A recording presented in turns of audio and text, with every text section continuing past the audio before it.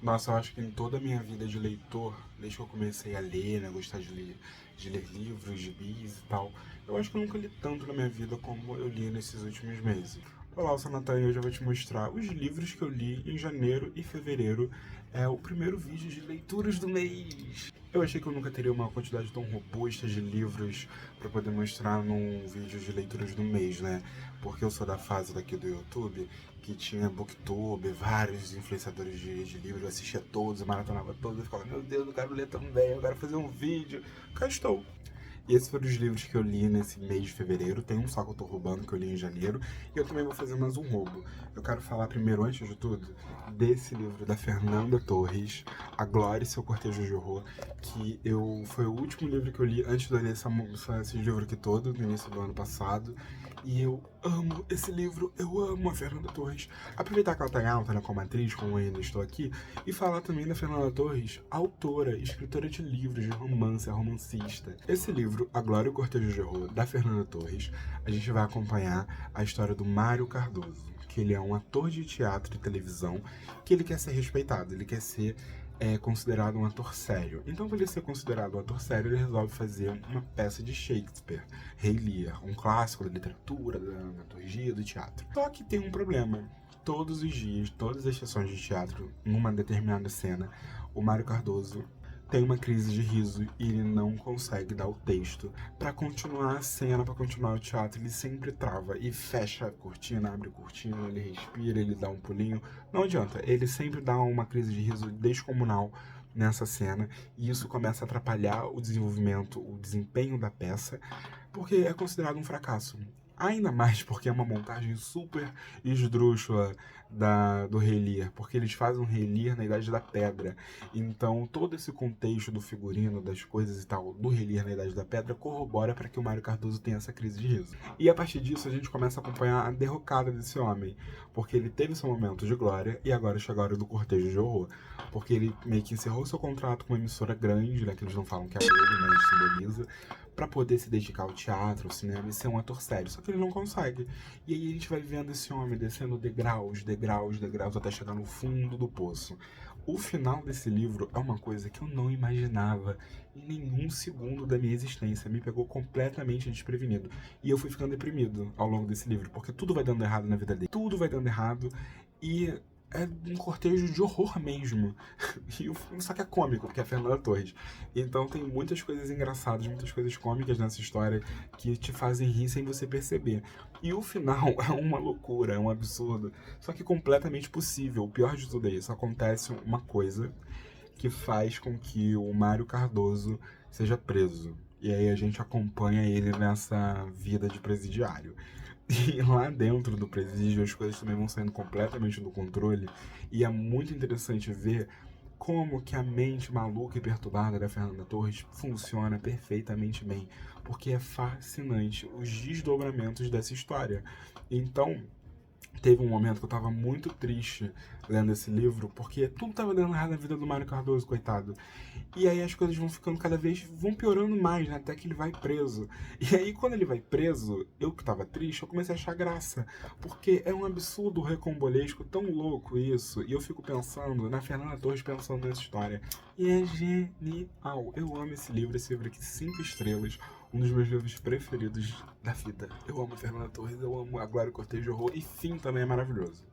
Deixa a recomendação extra. E os livros que eu li nesses últimos meses foram Aristóteles e Dante descobrem os segredos do universo, talvez com uns 5 anos de atraso do hype desse livro. Simon versus Agenda Homo Sapiens, também uns 4, 3 anos assim, de atraso no hype, li só agora. E aí, pra você não achar que eu só leio coisa adolescente, que eu sou fútil, vazio, que eu não aprecio uma boa literatura, eu li nada mais nada menos do que a Metamorfose do Frank Kafka e Um Médico e um Monstro do querido Robert Louis Stevenson. Não sei se fala assim, eu não sei se ele é francês. Mas brincadeiras à parte, foram leituras bem diferentes entre si. O Simon e o Aristóteles tinham uns pontos em comuns, né? Porque são livros mais adolescentes, mais jovens, né? Uma coisa mais um romancezinho teen. E o Metamorfose, o Médico Monstro, tem aquela coisa, né, de ser clássicos da literatura mundial, que tem um conceito, uma história por trás da história, um significado. E começando pelo começo, Começando pelo começo, em janeiro eu li Aristóteles e Dante Descobrem o Segredo do Universo. Foi um livro que eu li em 2 etapas. Por que eu li em 2 etapas? Porque eu li uma parte dele ano passado, então o roubo é maior, né? Que eu li ele em janeiro, tô botando no vídeo de fevereiro. Comecei esse livro aqui em 2024. Mas eu faço faculdade, eu fazia faculdade, eu acabei de me formar em odontologia, se você não sabe, tá? Tá sabendo agora. Se precisar de uma limpeza, uma raspagem, me manda uma mensagem. Eu fiz faculdade de odontologia nesses últimos 4 anos e meio e eu não conseguia ler, não conseguia ter a rotina de leitura que eu tinha quando eu era mais adolescente. Que também não era uma rotina maravilhosa, porque eu sempre fui um leitor muito procrastinador. Agora que eu tô tentando ler mais, porque eu sinto falta de ter o hábito da leitura e eu tô amando essa fase de leitor. Eu amei ler esses livros. Então eu li, tipo, umas 40, 70 páginas dele no final do ano passado. Aí teve, tipo, TCC, final da faculdade, Natal, Ano Novo, essas coisas todas. E aí eu voltei a ler ele em janeiro. E eu passei todo janeiro lendo ele, porque eu quis aproveitar mesmo, porque foi uma história que me pegou muito num lugar que eu percebi que eu teria gostado muito desse livro se eu tivesse lido ele aos 15, 16 anos, sabe? Teria me pegado de uma outra maneira. Então eu li esse livro meio que como um tributo ao Natanzinho de 15, 16 anos, que teria amado ler esse livro, que amou ler Percy Jackson, que amou ler A Culpa das Estrelas, Extraordinário. É muito essa vibe. Mas qual é a história de Aristóteles e Dante, caso você não saiba? Aristóteles e Dante, nós vamos acompanhar o Aristóteles e o Dante, veja só, numa jornada de conhecimento, autoconhecimento e ao mesmo tempo buscando as raízes mexicanas deles, porque eles vêm de família latina, ambos, então ele vai acompanhando eles meio que também se autoafirmando como mexicanos, como latinos, como não americanos, entendeu? Se descobrindo e gostando de não ser americano e tendo orgulho das suas raízes, né? E tirando mais fotos, como canta Bad Bunny. E ao longo disso tudo vai acontecendo um romance gay entre o Aristóteles e o Dante, porque eles vão se vendo gostando do outro. O Dante é o primeiro a se descobrir uma pessoa LGBT, um homem LGBT, um garoto LGBT. Então ele percebe que ele tá gostando do Aristóteles, que eles não são só amigos, né? E o Aristóteles, que é chamado de Ari, né? Eu achei muito LGBT da parte dele, ter o apelido da Ariana Grande. E eles vão acompanhando todo esse conflito que tem entre o Ari, né? Que ele tá percebendo que ele tá sentindo uma coisa pelo Dante, mas ao mesmo tempo ele tá tentando falar que não, que eles são apenas amigos, e o Dante tá querendo muito. Então é um livro bem legal, um livro bem... A leitura é muito tranquila, é muito direta, sabe? O autor, ele não fica dando volta, é uma leitura direta, rápida, capítulos curtos, bastante diálogo, é bem legal. E eu amei, eu me senti com 13 anos de novo, lendo Aristóteles e Dante, descobrindo os segredos do universo. Eu vi que tem uma continuação. A continuação eu ainda não peguei pra ler, não peguei pra ver do que se trata. Talvez eu não vá ler, porque esse livro aqui eu roubei, então eu vou ter que comprar o outro, talvez eu não compre. Vamos ver se a pessoa de quem eu roubei, ela compra o segundo pra eu poder roubar e poder. E o segundo livro que eu li nesse período, esse aqui já foi o primeiro livro de fevereiro, foi Simon versus Agenda Homo Sapien. Eu já tinha visto o filme, que teve adaptação alguns anos atrás, 18, 19, alguma coisa assim. E aí eu peguei pra ler. Meio que já sabendo a história. Qual é a história? Simon é um garoto que ele troca e-mails com outro garoto chamado Blue, mais um livro com temática LGBT, maravilhoso. E ele tá trocando mensagens anônimas por e-mail com um rapaz chamado Blue, né? O nome artístico dele é Blue. Ele deve ter visto o filme Rio, deve ser fã da Beyoncé, alguma coisa assim. O nome dele é Blue. E aí eles conversam e tal. Só que aí o Simon, ele meio que é descoberto por um colega da escola dele, que eu esqueci o nome. Então o Simon, ele troca e-mail com esse Blue, só que ele dá mole, então ele deixa meio que o e-mail dele logado no computador do colégio, e um amigo dele, filho da puta, vê e começa a chantagear o Simon. Mas o que esse amigo quer em troca? Ficar com uma menina. Então ele meio que chantageia o Simon a fazer a propaganda dele pra essa garota que ele tá afim, que é amiga do Simon. E aí o Simon fica nessa sinuca de bico, ele vai ceder chantagem, não vai, que não sei o quê. Sendo bem sincero, essa parte da chantagem desse colega do Simon pelo Simon é meio que esquecida no livro. Às vezes eu até esqueci que tinha essa chantagem, acho que o Simon também esquecia, porque ele tinha outros problemas. Como, por exemplo, a família, lidar com a família, lidar com os amigos, vai acontecendo alguns problemas, quer saber quem é o Blue, ele fica tentando descobrir quem é o Blue. Só que esse ponto também de descobrir quem é o Blue, também eu não achei que teve uma construção muito eficaz. Não teve aquele clima de mistério de tipo, quem é o Blue, quem é o flerte do Simon. Não teve muito isso. Eu não achei que o autor, ele conseguiu sustentar muito esse mistério. Ou também não sei se era a intenção dele fazer uma história sobre isso, porque às vezes o Sam ele viu um menino, ele fala, acho que esse fulano aqui é o Blue por causa disso, disso, disso. E aí ao mesmo tempo eu já descobri que não era. E, tipo assim, a pessoa que foi o Blue, né, mesmo, apareceu muito pouco ao longo da história. Então não teve uma construção assim pra, eu acho que eu torcer pra aquele personagem ser o Blue. Não teve muito isso. Mas divertidíssimo, esse livro me entreteu bastante, eu adorei. 4 estrelas. Então eu também me senti muito confortável lendo, porque depois que eu tinha lido Aristóteles e Dantes, eu tava nessa vibe de livro adolescente, romance adolescente, ainda estou, confesso. Então, ler um seguido do outro foi muito legal pra mim. Então, esse aqui, o Aristóteles e Dantes, eu acho que eu dou 4 estrelas. Esse aqui eu dou 4 estrelas também. Aqui eu esqueci de falar, a minha parte preferida era quando o Aristóteles, ele tava com duas amigas dele, que era duas meninas, uma delas implicava muito com a área, ele implicava muito de volta, e eu achava divertidíssimas as interações deles três.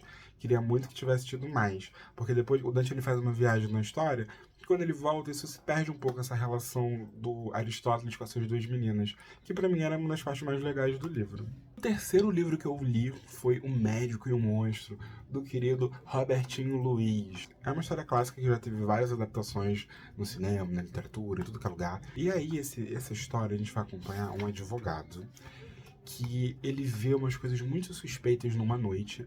Ele vê literalmente um cara passando por cima de uma menina. E aí, quando eles vão tentar, ele vai tentar ir atrás desse cara para que ele preste algum tipo de socorro. O cara meio que foge, meio que oferece um dinheiro. E é uma figura muito estranha, muito feia, muito exótica. E aí, meio que é o livro inteiro esse advogado, o Mr. Utterson, tentando descobrir quem é esse homem e qual relação esse homem tem com o melhor amigo dele do tempo da faculdade, do colégio e tal, que vem a ser um médico do título. E você já pode imaginar que essa figura estranha é um monstro. E você está certo, realmente é. E tipo assim, é o livro inteiro o Mr. Utterson tentando descobrir quem é esse monstro, qual a relação dele com esse amigo dele médico, que eu me esqueci o nome dele, é um nome também que eu não consigo pronunciar. E aí ele vai encontrando os outros amigos do tempo do colégio, falando, não, porque o médico, nosso amigo médico está esquisito, eu acho que o monstro está fazendo algum mal a ele, acho que está chantageando ele. Tudo piora quando esse médico faz um testamento onde o monstro, teoricamente, seria o único herdeiro dele. E aí é muito esquisito, porque eu entendo também o Mr. Utson vai ficar com uma pulga atrás da orelha, porque no testamento do médico, o médico fala que caso ele desapareça, não é para investigar. É só pra entregar o dinheiro todo dele pro monstro. E aí o Mr. Utterson fica pensando, porra, eu acho que esse monstro tá chantageando meu amigo. Eu não posso deixar meu amigo assim, eu vou ter que me meter nessa história, vou ter que meter a colher. E ele mete. E ele vai atrás de pesquisar, de procurar. E aí o médico, ele tem uma hora que ele se isola, que ele não recebe mais nenhum amigo. Ele era um homem muito festeiro, fazia festa, fazia vários petits comitês. E ele para com isso. Então isso vai criando um clima ainda mais de suspeitas por parte do Mr. Utterson. E aí agora eu vou dar um spoiler, porque eu quero falar sobre o final desse livro. Se você não quer saber o que acontece no final desse livro hiper conhecido, que todo mundo já conhece a história, já adaptou para milhares de outras obras, você pula esse vídeo. Eu vou botar aqui agora a minutagem que eu paro de falar o spoiler, tá bom? Até já. Eu acho muito interessante, achei bem interessante o final, né, da história, o monstro, na verdade, ser o próprio médico, né? E me pegou um pouco desprevenido, porque eu tava indo pra um lado mais Frankenstein, sabe? Eu achava que era um monstro que tinha sido feito, e não. O médico, ele literalmente ele tomou um remédio, ele tomou uma substância que ele desenvolveu, que extrapola o pior lado dele. E aí ele consegue falar as coisas que ele pensa, ele consegue fazer as coisas que ele pensa, sem ter um pouco do conservador, não sei se conservadorismo, mas o moralismo que temos na sociedade, né? Essas questões morais, esses acordos morais e sociais que nós temos de falar bom dia, boa tarde, tudo bem, não mandar ninguém a merda a todo momento, não bater em ninguém, não matar ninguém, né? E ele meio que se liberta disso, dessas normas sociais, quando ele toma essa substância que não é a substância da Demi Moore. E aí ele fica doido, ele vira esse monstro, ele faz o que ele quer, o que ele dá na telha dele, na cabeça dele. E ao mesmo tempo ele começa a ficar um pouco refém disso, porque essa substância faz com que o monstro venha, né? Ele se transforme num monstro. E aí ele vai perdendo um pouco o controle. E ele não consegue mais controlar quando ele se torna monstro, quando ele volta a ser o médico. E ele vai ficando bem doido. E é um livro super legal, é um livro bem curtinho, tem uma escrita bem rebuscada, que eu imagino que seja a norma culta da época, mas ao mesmo tempo bem tranquilo de se ler e de se entender. Foi uma leitura super rápida que eu fiz em 2 diazinhos, eu li tipo metade do livro um dia, metade do livro do outro, e eu gostei muito. Eu também vou dar, acho que 4 estrelinhas pra ele. E o último livro que eu li nesse período foi A Metamorfose de Franz Kafka, que era um livro que é bem diferente do que eu imaginava, eu confesso.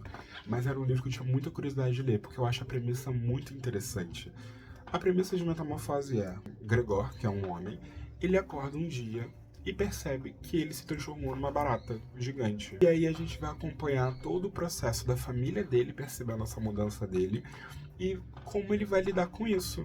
E eu achei, assim, né, como eu falei, diferente do que eu imaginava que seria. Vai para um outro lado. Mas ainda assim, incrível e genial. Um dos melhores livros que eu li nesse ano. Só li esse. Mas realmente um dos meus livros preferidos, porque começa a explorar muito a solidão do Gregor em se perceber diferente.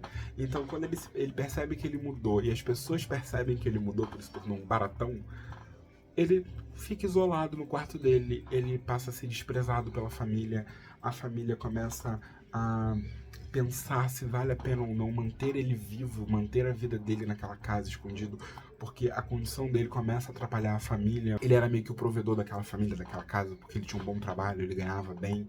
Então, quando ele sai, tipo, a irmã que nunca trabalhou tem que trabalhar, o pai que estava aposentado tem que voltar a trabalhar, eles têm que alugar a casa, dá tipo uma pensão, só que aí os moradores da pensão, né, que alugaram os quartos vagos da casa, veem ele como barata, e aí é um caos. E tudo isso vai deixando ele muito triste, o Gregor, né, o baratão. Ele vai ficando triste, ele vai ficando deprimido, ele vai vendo aquela situação, só que em nenhum momento ele culpabiliza a família, ou então ele fica com raiva. Não, ele entende, sabe? Na história, o personagem ele vai entendendo e vai se colocando nesse lugar de, realmente, é justo eu estar passando por isso, é justo eles estarem fazendo isso comigo, mesmo sendo minha família, mesmo sendo meus pais, minha irmã, que eu sempre fiz tudo por eles. É justo eles me desprezarem. E eu fui ficando muito triste lendo isso. Eu fui ficando com muita dor do Gregor. E essa edição, se você olhar aqui na capa, o Gregor Barata, ele tem uma expressão muito triste. E é exatamente isso o livro. A gente vai acompanhando a melancolia e a solitude desse homem que é diferente dos outros, sabe? E não por escolha própria, ele só acordou assim. Assim, né? Cada um faz uma leitura, uma interpretação.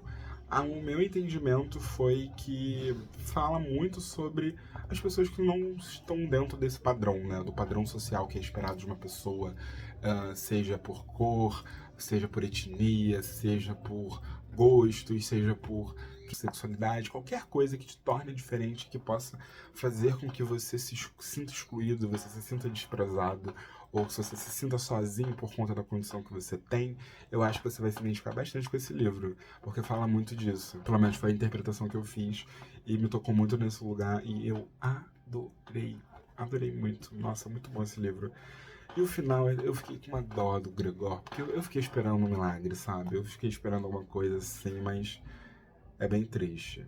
É bem triste, eu fiquei um tempo assim. Tanto que eu não voltei a ler nenhum livro, porque eu acho que ainda tô administrando os sentimentos que eu tive pro Metamorfose do Kafka, que, como eu falei, era um livro que eu queria ler há muito tempo e valeu muito a pena ter lido nessa edição belíssima de R$ 20, com várias imagens, olha. Eu acho muito bonito esse livro. E ele é muito bem acabado, ele tem uns detalhes assim, sabe, umas baratinhas, que dá um certo nervoso de ler, mas é super bonito, olha só. Eu acho lindo, pelo valor que foi, eu acho maravilhoso. E foram esses livros que eu li esse mês de janeiro e fevereiro. Muito obrigado pela companhia até aqui. Se você leu esse livro também, me conte o que você achou, se você tem vontade, se você sentiu vontade, se não sentiu tudo bem também. Um beijo a todos os pontinhos de carinho e até o próximo vídeo.